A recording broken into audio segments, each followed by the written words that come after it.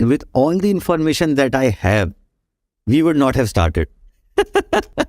The reason is that there were so well-funded players in the industry at that point of time that thinking that we will be able to beat them just because our value proposition is different seems crazy. And hence, I often believe that to start something of your own, you need to have this irrational sense of optimism.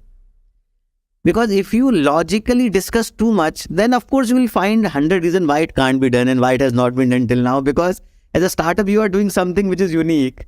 So if I go back, I think I will not have the courage to start. I will be too scared of the other players having so much of funding. But we were in our own zone. We thought just, okay, we can do our own thing. Welcome to 20-Minute Leaders. Just sit back, relax, and learn from the leaders of today. It's a journey. Each one is different, unique, inspiring. Let's get started. 20-Minute Leaders is a proud supporter of Make-A-Wish Israel and Tech to Peace, and is in proud collaboration with Secret Chord Ventures, J Ventures, Riverside FM, Fusion VC, Birthright Excel, J Impact, Leap, Google for Startups, and Hippo, and in media partnership with CTech.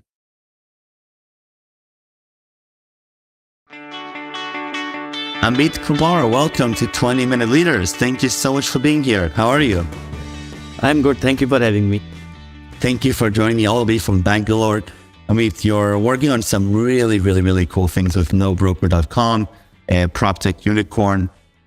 The journey, besides that, sounds fascinating, and I'm excited to unfold what happened there with your own journey, getting into PropTech, house hunting, NoBroker, and building it up as an entrepreneur. So, Amit, maybe before even we get started into PropTech and this whole world, take me back to your own self, your own upbringing. What sort of connect the dots for me, if you will, looking back? Sure. So I am an engineer from IIT Kanpur and MBA from IIM Ahmedabad. Both of these colleges are number one engineering and number one MBA college in India.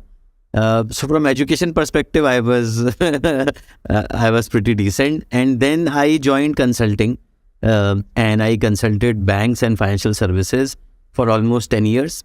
And afterwards, I was heading strategy in ANZ Bank, Australian New Zealand Bank for India. And then it felt as if the life has become very comfortable, good salary, and life is just cruising along. And I thought it's important to give it a shock and try something which basically brings me out of the comfort zone. Wow. And so you're in that comfort zone. Well, you have a lot of different options to go about that route. Was it clear to you that entrepreneurship, starting your own company, was going to be, the right way to get out of the comfort zone for you? I think this was always in my mind that I want to start something of my own. After ANZ, I was giving an interview, and the person who was interviewing me, he was the founder, and there was a quote which was written on the back of the wall, and the quote is by Mark Zuckerberg, which says that not taking risk in life is the biggest risk. And I think that was basically a turning point where I felt that when I am interviewing with this founder, why shouldn't I take risk? If you don't take a risk despite having good educational and professional background, then when will you take the risk? Completely. Okay, so put me in that situation. You're sitting there, you're figuring out, okay, I'm going to take the risk. I'm going to go on this journey. What is the process that you go through to identify exactly what that journey is going to be? So the way in which I thought was there are two ways. One way is to basically, for many people in India, one way is to see what has already been successful in, say, US or China and try to emulate that. The way in which I thought was that let me just look at what personal issues I face in my daily life and how I would want to solve it. And I had shifted to multiple cities because of my management consulting background. And Indian brokers are very different from, say, US brokers. And the experience was very bad. And we thought that let's basically do something which solves our problem. So let's expand on that. The problem of house hunting and brokers. Paint me the landscape here. Sure.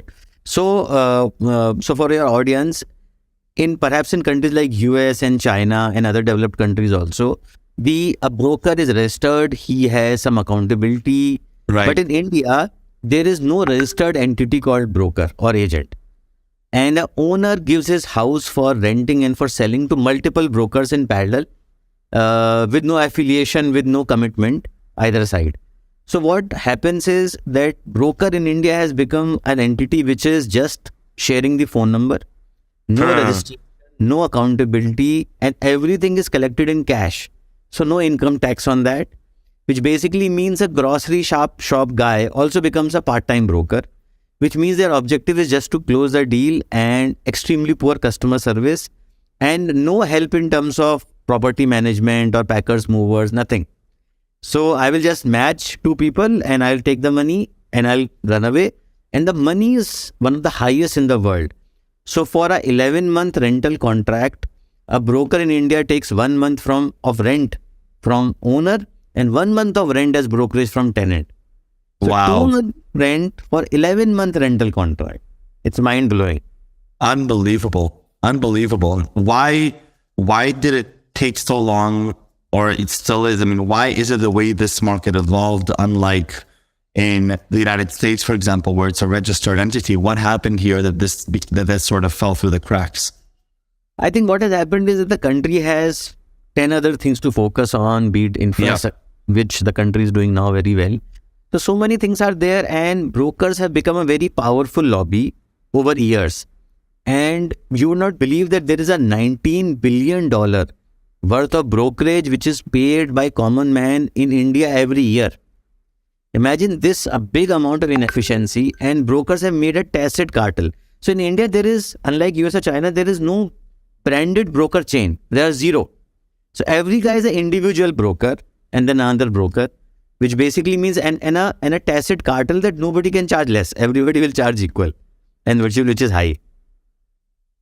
So if I'm a broker in India up until now, how would I go about even finding, how would I go about, identifying the opportunities to become this middleman who takes the crazy cut from both sides? What would I do?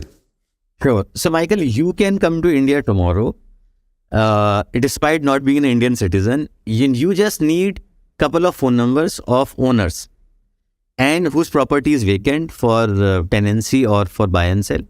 And you can have a small shop there, or you can have an existing shop and you can just put a board, and any tenant in that vicinity will walk in and you will say, okay, I'll show you this house. You'll take him to that house, and if he likes that house, you take the money. You take the money in cash and then you can fly back. There's no problem. So that is how low an entry barrier is, and that is how low the accountability is. So all sort of spurious people have come into the business. There are good brokers, but they are very few. A large amount of people have come for quick money. Wow. That's, okay, it sounds like quite a battle that you entered into. I can definitely see the opportunity. I can see the challenges. Let's talk about them. So as you're going into building NoBroker, what are you facing really, besides the fact that technologically you have to build it, the product has to be good. Okay, we'll talk about that in a second. But it sounds like there is some consumer behavior, there is some economics here that you're breaking and that you're disrupting, which probably has some unintended consequences that you have to deal with. How complicated is it? So what basically happened was that we, when we started, we said that we will solve it with the help of technology, which basically, makes sense. And then what started happening was that once we built the platform, once we started connecting the owners and tenants directly with each other without any broker. So we used the algo through which we banned the brokers on the platform. And one fine day, when we were very small, we saw a group of 60, 70 brokers outside our office. No. We thought that they were some political procession, but they were brokers and they came to break computer, beat our employees. And you wouldn't believe Bangalore is such an advanced city as a capital, and they slapped our employees. We called police. Thankfully, there was a grill door that we held on to, else it would have been a mayhem. So our office was attacked by a group of 60, 70 brokers. Wow. Okay. So, you're the CEO. How do you go from there? What do you do? So it What was happens the next day? so it's extremely difficult because the moment it happened, many of the female employees started crying, and we called police, but basically brokers then just went away, and the next day they again started coming. So what they started doing was they started chasing the female employees from the office towards their home. They damaged No. the motorbikes which people had parked. So it was horrible. And because many of the spurious elements have entered into this business, so they, in their mind, they thought they don't have a concept of cloud. So they thought that if they destroy the office, the company is destroyed. But you just take the laptop and move somewhere else. So then we basically changed the office almost overnight. We did not have any office, and we shifted to 2 temporary offices. And of course, the customer helpline phone line had to be disconnected. And the brokers chased us in the night when we were taking the computers in the vehicle away from the office to know about our new address. That was the situation. Then we hid our office address from Google for next 5 years, because we did not. Even today, if you come to NoBroker office, there is no facade. Outside the building, we don't say NoBroker. That's crazy. This is unbelievable. Yeah, and this does not happen often in India. I would say this is a rare event. But this also basically shows that, so our investors told us that perhaps you are doing something disruptive, which is why the erstwhile players are basically upset. So this is a good sign as per them. I said this might be a good sign, but this is hugely inconvenient and hugely problematic for us. But the team became very stronger, Michael. This is surprising that after an external event like this, as our team disintegrating, team became very strong because it felt that we are not just doing a job, we are fighting for a cause. Suddenly it basically transformed into that. It really it sounds like it transformed into a mission. You got to witness what that mission is all about firsthand. And so I can only imagine what this may do to the employees there, which is quite incredible. Tell me a little bit about NoBroker and how you've built it. So connecting with the new tenants and the owners, taking out the brokers, and cutting the middlemen and providing a more valid and more, I guess, intimate and real way for this whole transaction to happen. What was the thesis going into NoBroker's platform, and how does it look like? So what happens is that now if you come on NoBroker platform, as an owner, you can post your property for free. As a tenant, as a buyer, you can come on NoBroker platform and you can contact a owner or seller directly without any middleman in between. We offer a freemium plan, so you can do it directly free of cost. And we have some value-added plans in which we highlight your property and we give you more contacts and so on, through which we make money. But broadly, what happens is that if you are paying a broker $300 of rental brokerage, now you end up paying $50. So we basically crashed the intermediation fees to 1/6. And buyers and tenants initially were very surprised that will I really be able to contact the property owner? Isn't there hidden fees? And we said no, because we don't have any physical people on the field. We have 0 people to click photos because owners only send us the photos. And we have only one office. We don't need to have physical presence everywhere. Everything is technology based. So the way in which Facebook connects content creators and content consumers, same way we basically create owners and seekers together. We don't create the content. We just enable to post it. But through this way, we have been able to disrupt the industry. Today, after 8 years, we have cumulative 20 million customers on the platform. And now the pace of growth is so massive that we are adding 7.5 million new customers per year. And we have raised funding from all top investors, Tiger Global from US, General Atlantic from US. So we have raised around $350 million till now. And we are the first prop tech unicorn in the country. Unbelievable. If you're looking at it from first of all, congratulations on the whole journey. On the personal side, on the entrepreneurial side, it's inspiring. Were there some unintended consequences to cutting out the brokers from this chain? if you're looking at the disruption, besides the impact it's caused on yourself and your employees, were there some unintended consequences or some interesting, circumstances that evolved as a result of changing and disrupting these economics? I think two things, one from the customer side, one from our realization side.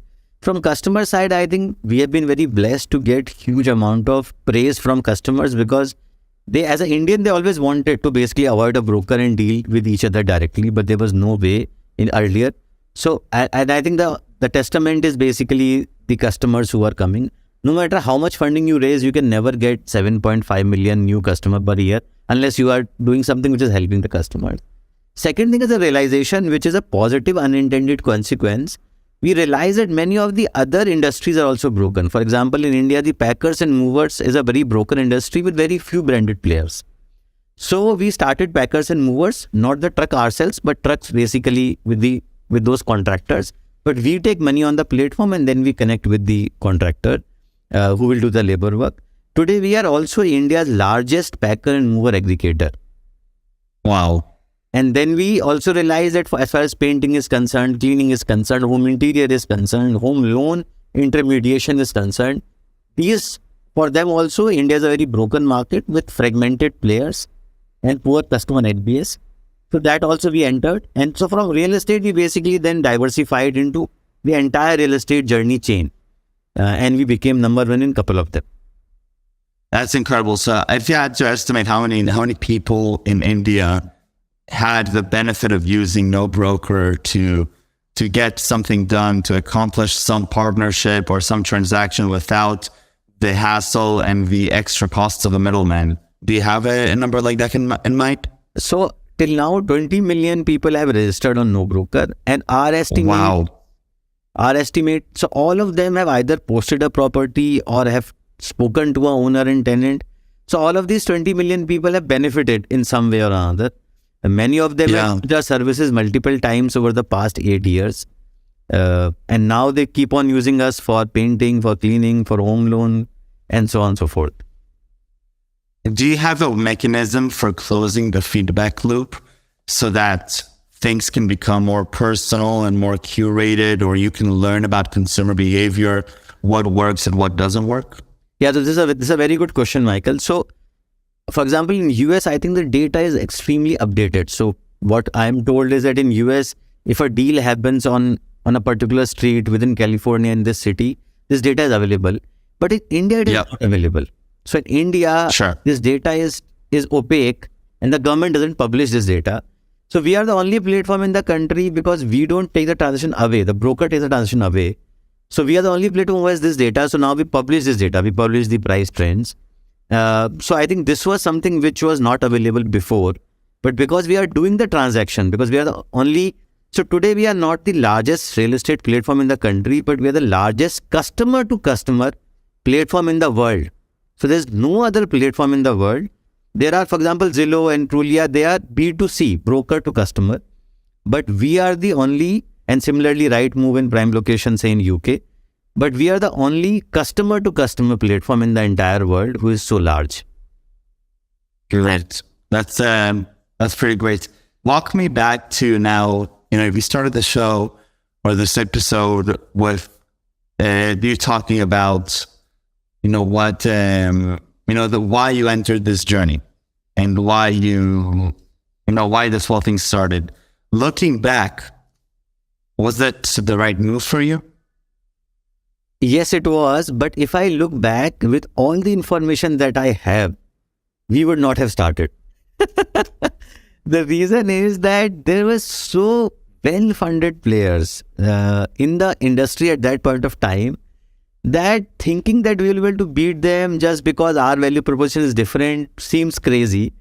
And hence, I often believe that to start something of your own, you need to have this irrational sense of optimism.